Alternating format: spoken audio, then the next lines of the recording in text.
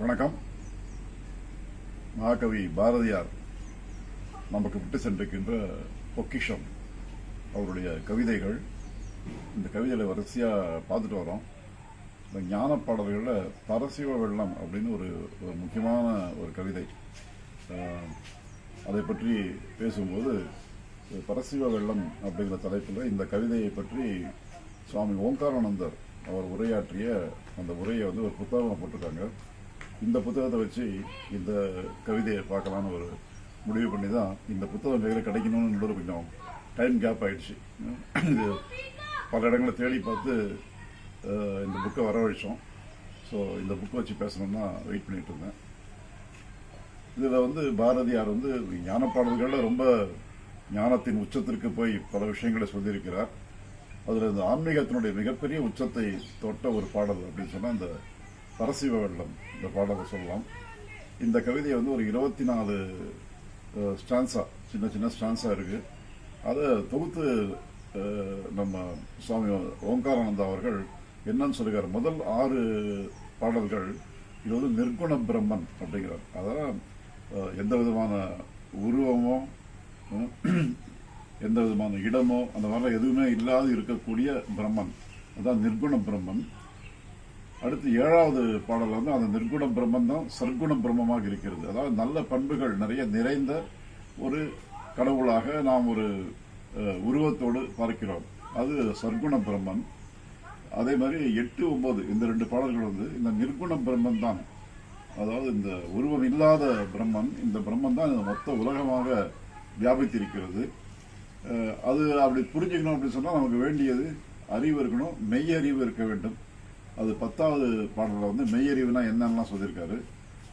11லேருந்து 14 வரைக்கும் இந்த மெய்யறிவு இருந்தால் நமக்கு என்ன பலன், அப்புறம் 15லேருந்து 24 வரைக்கும் மெய்யறிவை எப்படி பெற்றுக்கொள்ளலாம் அப்படிங்கிற வழிமுறைகள் அப்படின்னு இந்த 24 பாடல்களை இப்படி பாரதி ஒரு கிரமப்படி எழுதியிருக்கிறார் அப்படின்னா சுவாமி ஓங்காரானந்தர் சொல்லியிருக்கிறார். இதில் ஒவ்வொரு பாடலாக நாம் பார்த்து வருவோம்.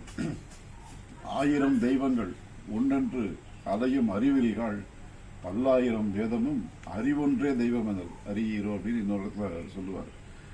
அறிவுதான் தெய்வம் அப்படின்னு எல்லா வேதங்களும் அதைத்தான் சொல்லுது அப்படிங்கிறத பாரதி சொல்லியிருக்கிறார். இப்போ நம்ம யோசிச்சு பார்க்கணும் போது நமக்கு பல பேர் சொல்கிறாங்க, எனக்கு கடவுள் காட்சி கொடுத்தார், கண்ணெதிர்க்க நான் பார்த்தேன், கடவுள் நின்றார் அப்படிலாம் சொல்கிறாங்க. அது அவர்களை பொறுத்தவரை அது உண்மை. அது அவர்கள் கண்ட அனுபவம், அந்த அனுபவம் அவர்களுக்கான உண்மை. இது உண்மையா பொய்யா, நமக்கு அது மாதிரி கிடைக்கலையே, நமக்கு கிடைக்குமா, அந்த மாதிரி நம்ம கடவுளை பார்க்க முடியுமா அப்படின்லாம் நம்ம யோசிச்சுட்டு இருக்கலாம். இப்போ நம்ம அந்த பாரதியாருடைய அந்த அறிவை பற்றிய பாடல் அதை சேர்த்து இங்கே பார்க்கணும். கடவுள் அப்படின்னு சொன்னால் அறிவு தான் கடவுள் அப்படின்னு சொல்லிடுறாரு. நம்ம கடவுளை பார்க்கணும் அப்படின்னா என்ன அர்த்தம், நமக்கு அறிவு வரணும்னு அர்த்தம். அவ்வளோதான். நான் கடவுளை பார்த்திருக்கேன் அப்படின்னு சொன்னால் நான் மெய்யறிவுனா என்னன்னு தெரிஞ்சுக்கிட்டேன் அப்படிங்கிறத கடவுளை பார்த்து தான் எடுத்துக்கொள்ள முடியும். அது என்னது மெய்யறிவு? இது பகவத்கீதையில் ஆரம்பத்திலேருந்தே ரொம்ப அதிகமாக டீல் பண்ணி கிருஷ்ணர் நிறைய விளக்கி இருக்கிறார். நம்முடைய மிகப்பெரிய மாயை அஞ்ஞானம் அப்படிங்கிறது நாம் நம்முடைய உடல் அப்படின்னு நினச்சிட்டு இருக்கிறது. நாம் உடல் இல்லை, நாம் உயிர் அப்படிங்கிறத புரிஞ்சுக்கிட்டோம். இந்த உடலுக்கும் நமக்கு சம்பந்தம் இல்லை அப்படின்னு தெரிஞ்சுக்கிட்டோம் சொன்னால் அந்த மாயிலேருந்து வெளியே வந்துடும். இந்த மாயை பற்றி நம்ம ரொம்ப சிம்பிளாக புரிஞ்சுக்கணும் அப்படின்னு சொன்னாக்கா நம்ம நிறைய நம்ம கண்ணால் பார்க்குறதெல்லாம் உண்மையை நம்பிட்டு இருக்கோம். ரொம்ப டே டு டே பார்க்குற விஷயங்கள் இதுதான் உண்மைன்னு அப்படின்னு நம்ம நினச்சிட்ருக்கோம். இப்போ நீங்கள் யோசிச்சு பாருங்கள், டெய்லி கார்த்தால கிழக்கில் சூரியன் உதிக்கிறது, இதோ மேற்கில் சூரியன் மறைந்து கொண்டிருக்கிறது இல்லையா. சூரியன் அப்படி கிழக்குலேருந்து மேற்குக்கு ட்ராவல் பண்ணி போகுது. எவ்ரிடே இதை பார்க்குறோம். நாம் எங்கேயுமே போகல. அம்மா உட்காந்த இடத்துல உட்காந்துருக்கோம். மயிலாப்பூரில் இருந்தால் மயிலாப்பூரில் இருக்கும், ஆழ்வார்பேட்டைனா ஆழ்வார்பேட்டில் இருக்கும் இல்லையா. நம்ம கசுவாவில் இருந்தால் கசுவாவில் இருக்கும், தஞ்சாவூர்னா தஞ்சாவூரில் இருக்கும். நம்ம மூவ்மெண்ட்டே இல்லாமல் இருக்கும். சூரியன் மூவ் ஆகிட்டுருக்கு. இதுதானே டெய்லி பார்க்குறோம், நம்ம கண்ணால் பார்க்குற விஷயம். ஆனால் கொஞ்சம் மெய்யறிவெல்லாம் வேண்டாம், விஞ்ஞான அறிவு கொஞ்சம் வந்தாச்சுனாலே இந்த நம் கண்ணுக்கு தெரிகின்ற இந்த விஷயங்கிறது மாயை, இது பொய். மாயை என்பது என்ன? மாயை என்பது நம்முடைய புலன்களுக்கு உண்மையாக தெரியும், ஆனால் அறிவுக்கு இது உண்மை இல்லை என்பது புரிந்துவிடும். அதுதான் மாயை. கண்ணால பார்க்குறோம், சூரியன் உதிக்கிறது கண்ணால பார்க்குறோம், சூரியன் மறையிறது கண்ணால பார்க்குறோம், அனுபவிக்கிறோம், சூரிய உதயமும் சூரிய அஸ்தமனமும் அனுபவிக்கிறோம். நாம் எதுவும் அசையாமல் உட்காந்துருக்கோன்றதையும் அனுபவிக்கிறோம். ஆனால் அது உண்மை இல்லையே. சூரியன் ஒன்றும் கிழக்குல ஊச்சி மேற்கெல்லாம் போகல, அதெல்லாம் ஒன்றும் பண்ணல. பூமி தான் சுற்றி வருது. பூமி சுற்றி வருதுன்றது தன்னைத்தானே சுற்றுகிறது அப்படின்னா அது 1000 km/h அந்த ஸ்பீடில் சுற்றிட்டு இருக்கு. அது மேலே தான் நம்ம உட்காந்துருக்கோம். அப்படின்னா நம்ம 1000 கிலோமீட்டர் ஒரு மணிக்கும் 1000 கிலோமீட்டர் வேகத்தில் நம்ம சுற்றிட்டு இருக்கோம். ஒரு பெரிய ராட்டினத்தில் உட்காந்து சுற்றிட்டு இருக்கோம். இது தெரியவே இல்லை. ஆனால் சூரியன் தான் சுற்றுது நினச்சிட்டு உட்காந்துட்டு இருக்கோம். இதுதான் மாயை. நம்ம டெய்லி பார்க்குற ஒரு நம்மளுடைய அனுபவத்தை சொல்லக்கூடிய மாயைன்னா அந்த மாயை தான்.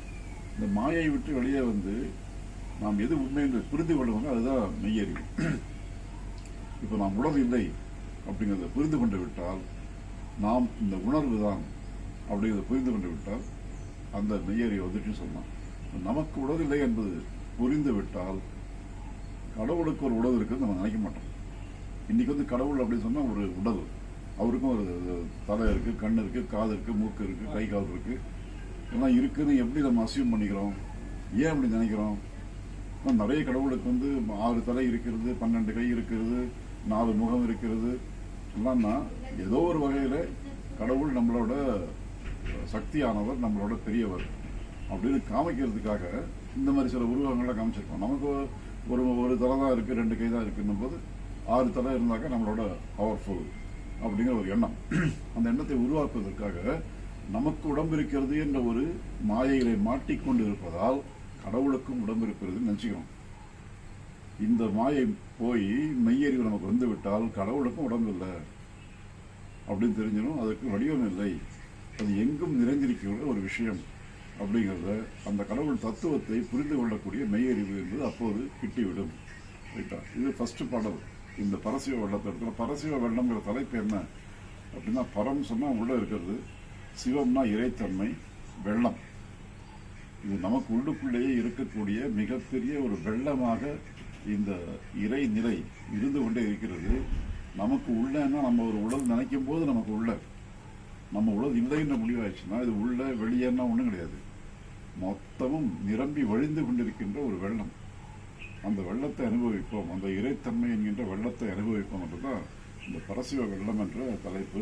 இதில் முதல்ல வர பாடல், உள்ளும் புறமுமாய் உள்ளதெல்லாம் தானாகும் வெள்ளம் ஒன்று உண்டாம் அதனை தெய்வம் என்பார் வேதியரே இப்படிதான் ஆரம்பிக்கிறார். உள்ளையும் இருக்கு, வெளியிலையும் இருக்கு, உள்ளதெல்லாம் தானாகி என்னென்ன இருக்கோ அது அத்தனையுமாக இருக்கிறது. அப்படி இருக்கக்கூடிய ஒரு வெள்ளம், அந்த வெள்ளத்துக்கு தான் தெய்வம் என்று பெயர் அப்படின்னு சொல்லி யார் சொல்றாங்க? வேதியர் சொல்றாரு. யார் ஒரு வேதியர்னா? வேதியர்னா நம்ம ரொம்ப சிம்பிளா வேதியர்னா ஐயரு அப்படின்னு சொல்லிடுறோம். அது கிடையாது.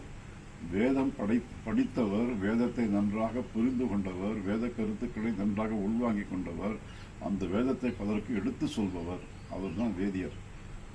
அப்படி இருக்கக்கூடிய வேதங்களை கற்று உணர்ந்த ஒரு மெய்ஞானி அவர் வந்து எதை இறைவன் என்று சொல்கிறார்? எல்லா இடத்திலும் பரவி இருக்கக்கூடிய ஒரு இறைத்தன்மை, இந்த பரசிவ வெள்ளத்தை தான் தெய்வம் என்று சொல்லுகிறார் அப்படின்னு சொல்லி இந்த பாட்டை ஆரம்பிக்கிறார். அடுத்த பாடலை நாளை பார்க்கலாம். நன்றி.